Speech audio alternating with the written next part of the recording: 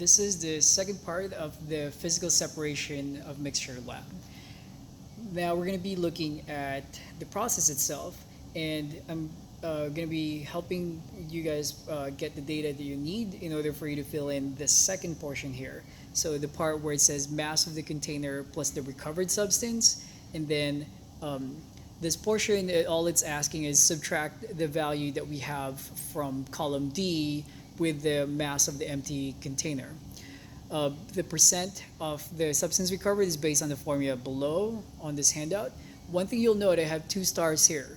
Based on the procedure that we're going to be working on, most likely here, instead of subtracting the mass of the empty cup, you're going to be subtracting either the mass of the filter paper, this number, or the mass of the Erlenmeyer flask. So I'll kind of walk you through what would be the ideal way of separating this mixture.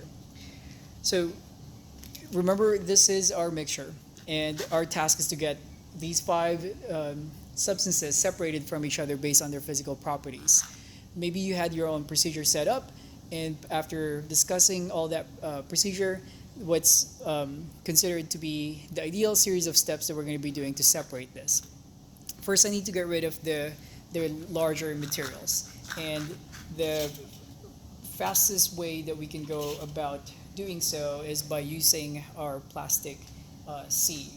The one thing I need to watch out for, though, is where I'm capturing my my other materials. So I know that if I go through this, the larger materials will get trapped, and then the smaller ones will go through. So what I'll do is use our aluminum pan as a way for me to capture all those materials. So here you go. I'm going to, let me make sure you can see this.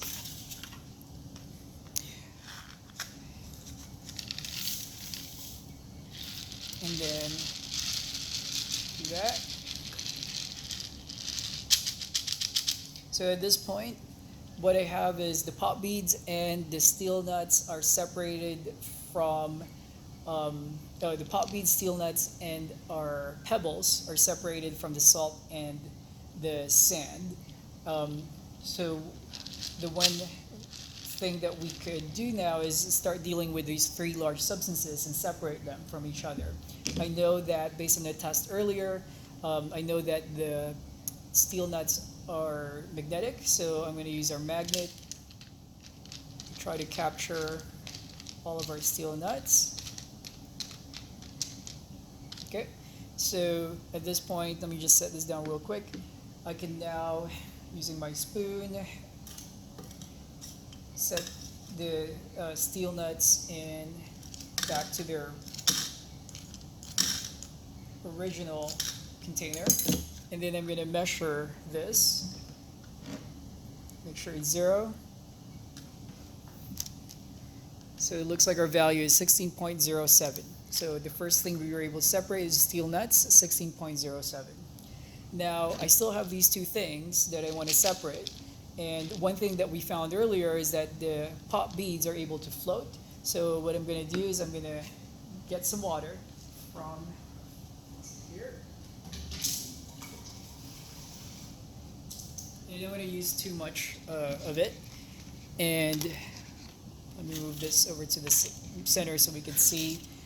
So what I'm going to do is add the 2 together. And by doing so, the pop beads are floating and the pebbles had sunk to the bottom. So I'm going to decant using our spoon. One thing to note is it's a good idea to try to get as much of the water off the pop beads. Something to keep in mind, these pop beads have holes in them. So I'm going to try to get as much of the water off.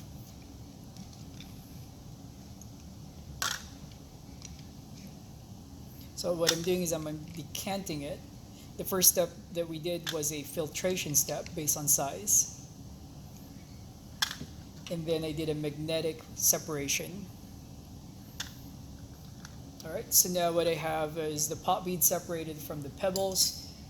Let's measure our new data. So this is 8.54. So this is the recovered pop beads in their container. So they'll go in column D. And what's left is we have our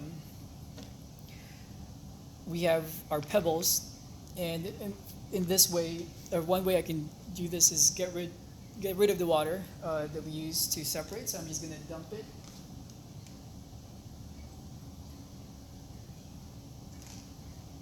And again, similar kind of something to factor is the pebbles are a little wet, so it's something that you're going to have to consider for your error analysis. So let me try to separate or decant all this and put it back in their cup. Let's measure that. 9.54. Set this aside. All right, so now what we're left with is the salt and the sand that's mixed together. They're pretty equal in their size. So one possibility that we could do is when we put this in water earlier, notice that the salt dissolved in water. So we're going to use that property of solubility, and what I'm going to be setting up here is I know that this will dissolve in water. So I'm going to add some water to this. One thing though is I prefer if it's in this container. Let me see, perhaps. Yeah, because it's going to be easier for me to pour it. So I'm going to just transfer over all of our salt and sand into this plastic container as much as I can. Set this down. So now we have them in this plastic container. I'm going to add some water. And the idea here is I don't want to add too much water because adding too much water will make the whole separation more difficult. So I'm just adding enough. Anything that's less than about 50 milliliters would be a good amount. Adding too much means it's going to take quite some time for us to be able to separate this. I just need enough for me to dissolve the salt, and I know that the sand isn't really dissolving.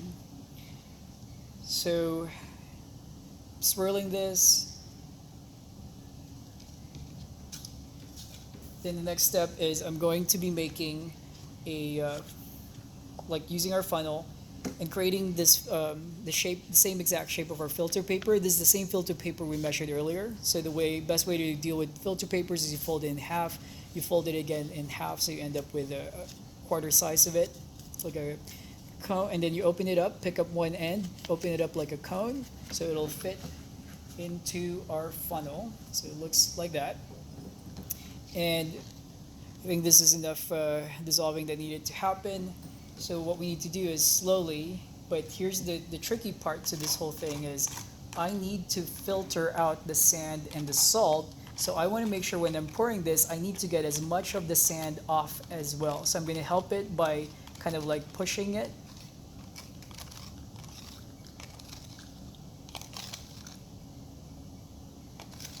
So as I'm doing that, I got to give it some time.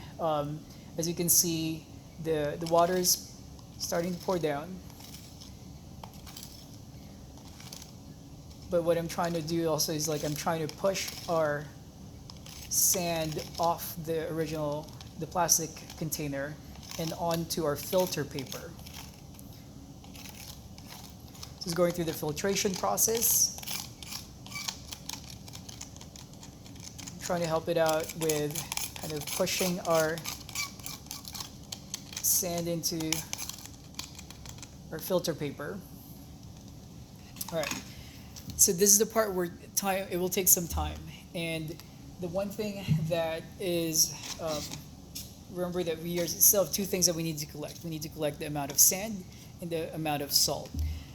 What we have here is sand that is getting trapped into the filter paper, and then salt that dissolved in the water that's going through and being collected into our flask.